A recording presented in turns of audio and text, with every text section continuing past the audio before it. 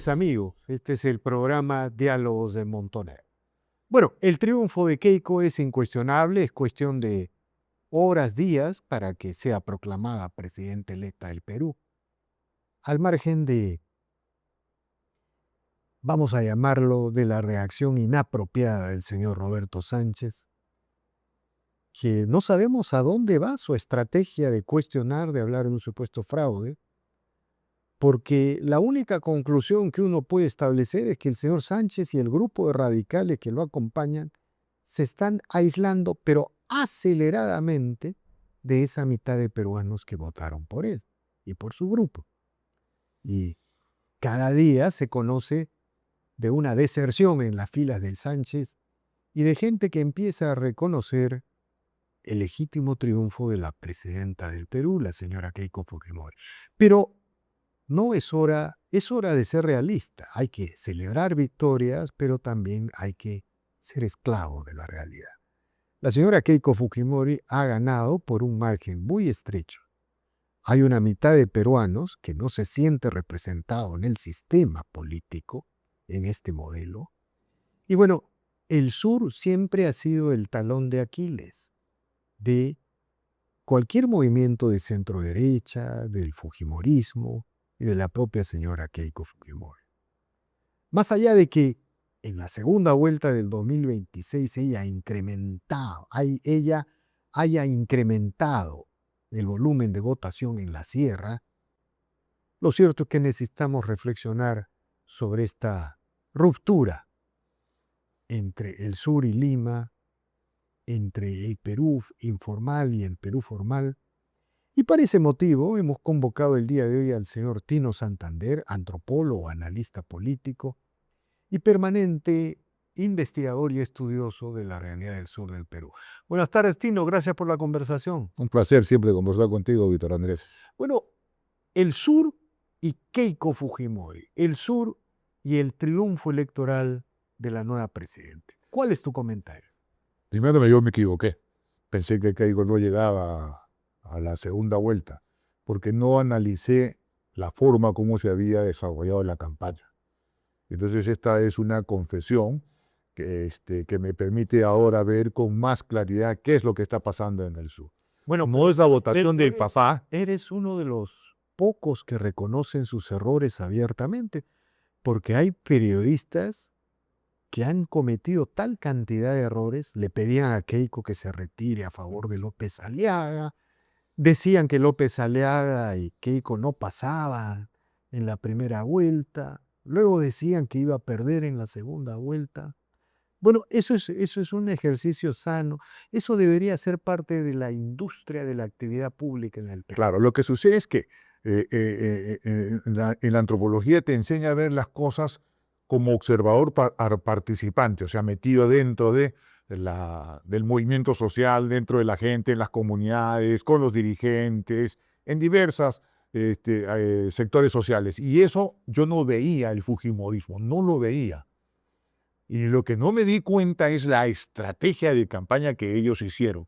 Redes, casa por casa, grupos pequeños, y se fueron diseminando de una manera diferente, no tradicional a lo que se hizo en otras campañas políticas. No, pero además hay una novedad que todavía no se ha contado en la campaña.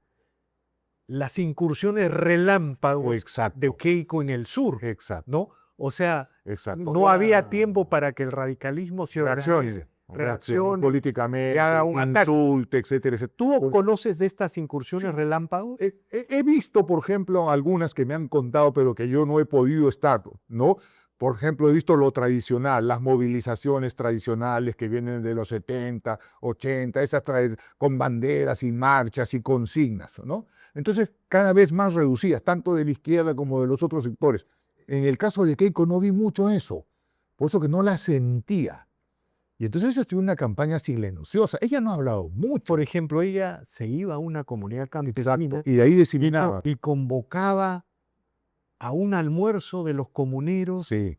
He visto escenas en Ayacucho, en Puno. ¿Conoces alguna de esas? Sí, en Puno han hecho varias. En Azángaro han hecho una. En Juliaca han hecho varias de esas cosas. Entonces ha sido una campaña diferente. Y esa campaña ha dado resultados en el sur porque en la segunda vuelta ha obtenido en todo el sur casi 870.000, 880.000 votos. Ah, bueno, con eso ganó la Con eso ha ganado la elección. O sea, no son los votos del extranjero, son los 98.000 votos de Puno, son los 70.000, 80.000 votos de Cusco. Claro que son 80, 20, 70, 30, ¿no es cierto? Pero eso es lo que ha levantado la campaña de Keiko Fujimori. 800.000 aproximadamente, tengo la cifra aquí exacta, te la voy a pasar para que la analices, que la ha hecho Vladimiro Guevara, Y que eso, es un estadístico cusqueño. Vladimiro, y eso con respecto al 2021. No de 5%, 3%. El 2021. Claro, claro, o sea, era abismal, ¿no? Mira, el fujimorismo, han habido 3 movimientos sociales que han tenido una gran votación en el sur. La primera fue con Haya en la elección del 77. Haya sacó casi 70%, 80% en varios lugares del sur, ¿no? Después de la UNDE, después García y después Fujimori. No, Fujimori. No, Alberto Fujimori, hay en algunos lugares que ganaba con 95%. Riobamba, por ejemplo. 95. 95% en la convención, la provincia, la cuna del sindicalismo agrario, la tierra en la que se levantó Lucho de la Pontucea, etcétera, etcétera, etcétera, en los mitos de la izquierda, en esas épocas ganaba Fujimori con 95%. Entonces, el fujimorismo es una cosa, es muy especial. El Puno con más de 80%. En Puno con más de 80%. Ellos han tenido hegemonía política, ¿no es cierto? Lo que sucede es que muchos de nosotros nos hemos equivocado en explicar, si tú eres un adversario del fujimorismo, cómo te enfrentas a él. Y si tú eres un analista, alguien que se dedica a las ciencias sociales, cómo lo comprende. Y el fujimorismo es todo y nada, aunque parezca una paradoja, porque el fujimorismo es una alianza entre ricos y pobres, están las izquierdas, está todo y mucha gente no está. Es un movimiento social. Pluriclasista. Pluriclasista. Es el pluriclasismo que en algún momento representaba el APRA, algo del Belaúndí. Sí, pero el APRA tenía una idea. El fujimorismo... Falta la ideología. Pero ese soy yo. El fujimorismo es pragmático, es útil. O sea, la diferencia de Fujimori, que era un matemático, no sé si lo habrá heredado Keiko, es que le mira a Víctor Andrés, tú vives en San Isidro, ¿qué necesitas? Jardines. Ok, jardines. El señor vive en San Miguel, el señor vive en Checoperca, en Cusco, el señor vive... ¿Qué necesita? Baños. ¿Qué necesita? Canal. O sea, esta tendencia o esta estructura de ser útil es lo que vincula a los sectores populares, campesinos, etcétera, etcétera. Y también hay un sector anti, porque eso ya es el mito de la consigna política. Pero qué interesante información. Más de 800.000 votos, casi 900.000 votos en el sur. Y eso ha definido la elección. Claro. Contra esta narrativa que dicen que Keiko ganó con el voto de los extranjeros. Pero ¿Qué tal raza, no? Pero es como del fútbol. O sea, si tú tienes a este chico, ¿cómo se llama? La Padula, o a cualquier extranjero que está jugando por el Perú y hace un gol, y entonces a Bolivia y dice, no, el Perú ha ganado con un jugador extranjero. Eso es una cosa... No existe análisis de eso, ¿no? Déjame preguntarte, esto es como una ucronía, ¿no? Una de las cosas que a mí me sorprendió, un poco para seguir reflexionando, el fujimorismo, el sur, la sierra, las provincias. Las cifras ya están dadas, ¿no? Lo cierto es que digamos, el fujimorismo incrementó su voto en más de 10% en el sur, en la segunda vuelta del 2026, con respecto al 2021, con respecto a la primera vuelta, en fin. Pero una de las cosas que se decía es que como el antifujimorismo era tan denso, Keiko Fujimori tenía que retirarse y dejarle a López Aliaga la representación de la derecha. ¿Te imaginas tú a López Aliaga con Roberto Sánchez? Mira, ¿Qué hubiera pasado? Es una ucronía, es una ya, especulación. pero el problema, también vamos a hablarte como, yo te voy a responder como psiquiatra, ¿no? López Aliaga no está bien, no tiene la salud mental, no es un hombre que tiene problemas de salud mental, no es cuerdo. Él no puede ir a los pueblos a insultarlos, él hubiese sido aplastado en la segunda vuelta por las izquierdas o por cualquier otro que se enfrentara a él. Él es un hombre que no está bien. A mí lo que me... Pero al margen de su salud mental. al margen de su situación personal, ¿no? No quiero hablar de temas de Pero salud no mental. puedes, no puedes, o sea, el Perú tiene varios guasones. Estos hombres simpáticos, extravagantes en la política, ¿no? Uno que anuncia que va a cambiar la religión católica como a un tarumala, que va a ir al Tahuantinsuyo, que va a matar a homosexuales. Entonces, después tienes un loco como el Domingo Pérez, que amenaza a los candidatos porque dan opiniones. Entonces, esos son guasones, son productos del marketing. Es como si tú quisieses vender plantas y entonces sacas a un loco que se tira macetas, una cosa así. Entonces, López Aliaga se ha convertido en eso, en uno más. Pero la señora Fujimori, que puede gustar o no, políticamente. Pero es lo que más se acerca a una idea de estadista. En esta campaña Serena, tú le has tirado piedras, ella las ha esquivado o las ha cogido cuando le han caído y las ha puesto al lado. No, y una de las cosas que a mí me llamaba la atención, que me llamó la atención del resultado de la primera vuelta, es que López Aliaga no tenía fuerza, no estaba en las provincias, era un producto 4%, exclusivamente, 4% en Puno, 3% en Puno. era un producto Limeño. exclusivamente limeño. Limeño. Ni en Trujillo. Y por otro lado, la otra cosa bien grave de este tipo de apreciaciones que venían del lado de la centro derecha es que si Keiko, imagínate que se hubiese retirado, la mitad de su votación iba para el antisistema, no iba para López Aliaga. No iba para López Aliaga. Porque esa gente de abajo, esa gente popular, no se pasa así fácilmente. No, y además López Aliaga no conecta. Es una cosa muy difícil conectar con el sector popular. Fujimori conectaba y entonces la gente recuerda lo de la utilidad. O sea, lo útil que es el fujimorismo, porque ahora, sabiendo esto, la gente del sur y de todo el país está diciendo, bueno, ahora ya ganaste, chinita linda de mi corazón. No, déjate de vainas y aquí tienes que cumplirme. Pero la pregunta, eso es. La gente del sur dice agua, desagüe, carreteras, escuelas postales. Pero el problema es que los gobiernos regionales, los gobiernos... Tienen que pasar por encima de todo eso. Están esperando de ella, pero déjame, que trace todas las cosas. Déjame culminar la aproximación. Los gobiernos regionales, los gobiernos municipales son encargados de los proyectos del agua, de las carreteras, de la educación y de salud. Y ellos son los responsables de que no hay agua potable. Ella tiene que ser clara. Ella tiene que ir y explicar y agarrarle las orejas a los alcaldes y a los gobernadores y ponerlos frente a la gente. Las rondas campesinas tienen que ser sus aliadas. Las rondas campesinas, ¿qué quieren? Quieren que se cumpla la ley. Quieren honestidad, limpieza, quieren escuelas, quieren esto. No, las rondas campesinas no es un movimiento subversivo, al contrario, es un movimiento aliado, son los que derrotaron a Sendero, son los que combaten el crimen y luchan porque la gente viva con dignidad y honestidad.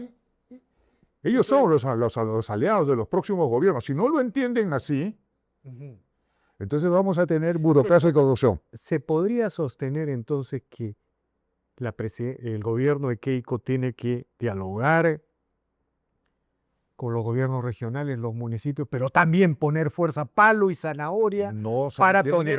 Ella ha dicho orden, ¿no? Ajá. Ella ha dicho orden. No, ¿qué es lo que quiere la gente? Mira, tú cuando vas a los gobiernos regional de Puno, o Cusco, quien sea, entonces tienes una larga mecedora que te dicen que sí, que el expediente técnico tal, ella tiene que cambiar eso. La señora Keiko Fujimori tampoco puede pasar por el sistema de descentralización que está en la Constitución y en la ley. Pero ¿no? lo que O sea, lo que tiene que hacer es detener ese sistema, tiene que reformar el Estado. Si no hace eso, querido Víctor Andrés, por más política que haga, no va a poder avanzar. Ella tiene que detener ese proceso. Ese es un proceso corrupto que está vinculado a mafias, al crimen organizado. Tiene que detenerse ese proceso, pero para él y hacerse de nuevo. Algo se tiene que hacer. No se puede manejar los recursos del canon, de Camisea y de todos los recursos naturales y la industria extractiva como se maneja hasta ahora. Si no lo entienden así, vamos a seguir más de lo mismo. En todo caso, no sé cuál es la fórmula. Tiene que impulsar reformas o un espacio de diálogo y fuerza. Paralizar el proceso de regionalización. No lo puede hacer, sí lo puede hacer. El 28 de julio. La mayoría. Bueno, pero hay que hacer el intento, porque si no lo hace la señora Fujimori, el Perú va a seguir lo mismo. Hay zonas en el Perú, como en Puno, en las que no hay policías. Porque las rondas sustituyen, hay poderes híbridos en el Braille. Entonces, no puede la señora Fujimori.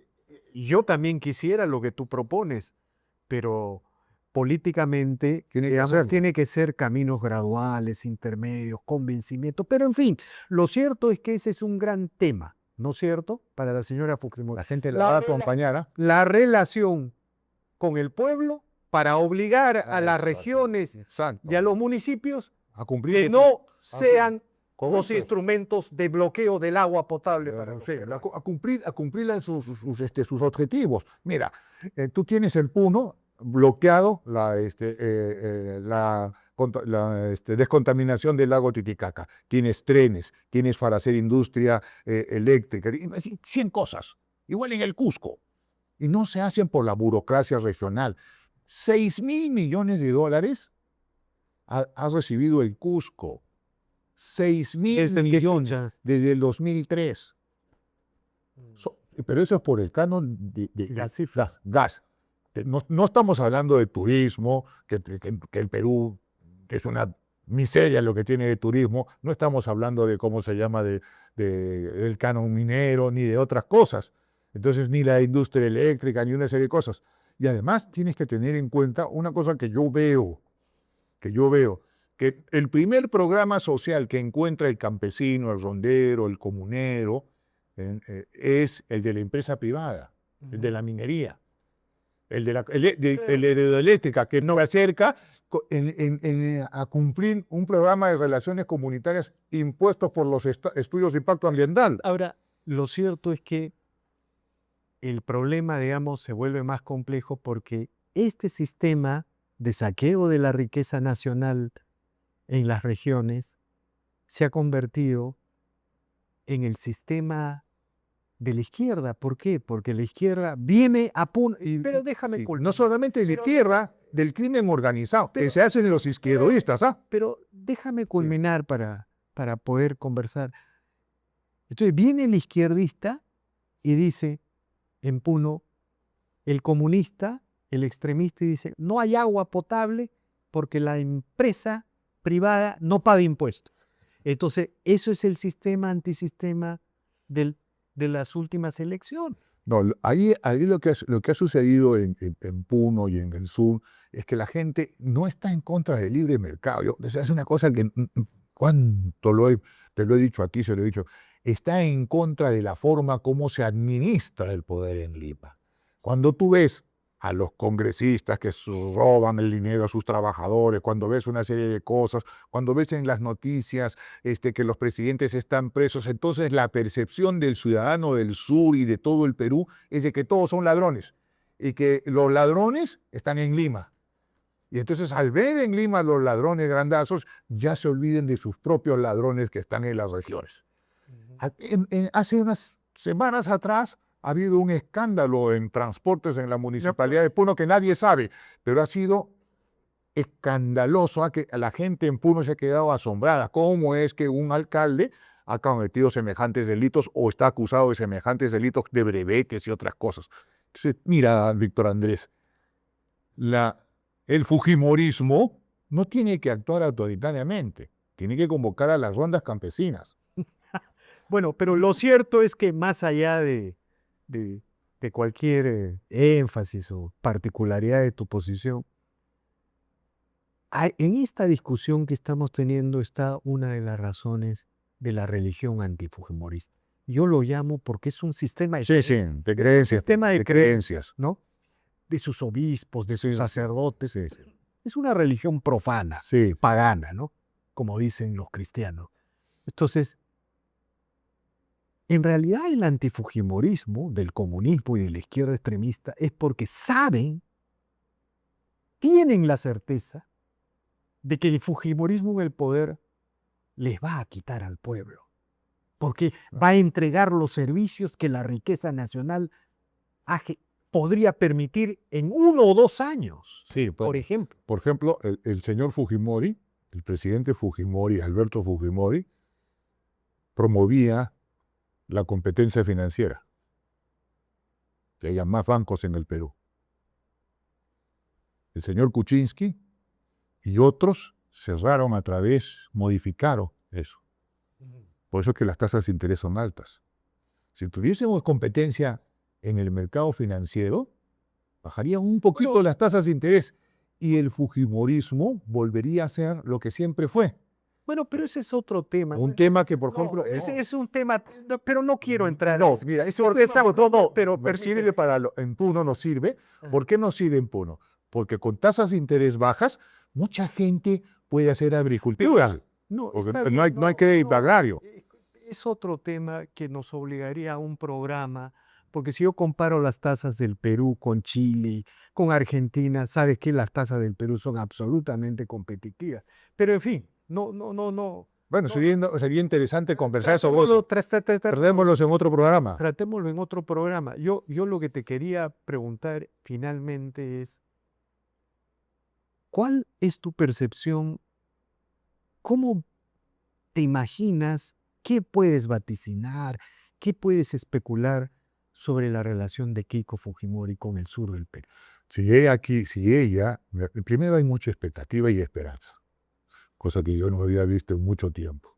Hay esperanza. Expectativa y esperanza. ¿Por qué? Porque dice la gente, y lo voy a decir en francés, tanto ha jodido que ahora ya es presidenta. Ahora queremos ver qué hace. Ajá. ¿Verdad? En que no se olviden lo que te estoy diciendo. Tanto ha jodido que ahora queremos ver qué hace. ¿Qué está esperando? A Zángaro, por ejemplo, que es una provincia hermosa, ¿no es cierto?, que tiene una inmensa pampa. Si le haces una cocha gigante, un reservorio, puedes darle pasto mejorado a 100.000 hectáreas, por darte un pequeño ejemplo. En el lado Aymara puedes hacer 500 cosas, porque el lado Aymara es el lado más productivo, más, en términos marxistas y clasistas, más burgués, más capitalista. Los aymaras no están pensando, si bien es cierto que tienen una relación con la tierra y con la ecología y con la naturaleza profunda, pero si ellos tienen una actividad productiva que no daña la tierra, que no daña la naturaleza, ellos van a trabajar. Ellos tienen una industria de acuicultura extraordinaria. O sea, Puno se puede convertir, puede triplicar el PBI que tiene ahora y puede aportar más. No solamente Puno, Cusco, Ayacucho. De acuerdo. O sea, todo el sur solamente necesita aliarse con quien debe aliarse, las rondas campesinas, el movimiento campesino. Los que han votado por Sánchez son los campesinos que quieren dejar de ser marginales y tienen miedo de volverse irrelevantes. Eso es lo que quiere el sur del Perú. De acuerdo, estimado Tino, te agradezco infinitamente por esta interesante conversación. Bueno, vamos a seguir conversando. Sí, ahí me gustaría conversar. El sur es un protagonista del próximo periodo. Sí, yo diría que es central, ¿ah? Es central. Y bueno, el norte también, porque en estos 10 años el sur ha estado olvidado, sorprendentemente. Y a pesar de eso, el sur votaba por quienes materializaron ese olvido. No,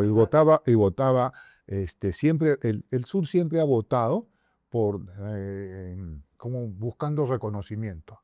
Buscando, yo voy a votar por este guasón para que haga escándalo y sepa el Perú que voto por el sur. Hay algunas voces de algunos extraviados en Arequipa y otros dirigentes a los que yo conozco y que están equivocados y que están planteando la independización de un sector del sur. Eso no. No, el sur es Perú. Eso.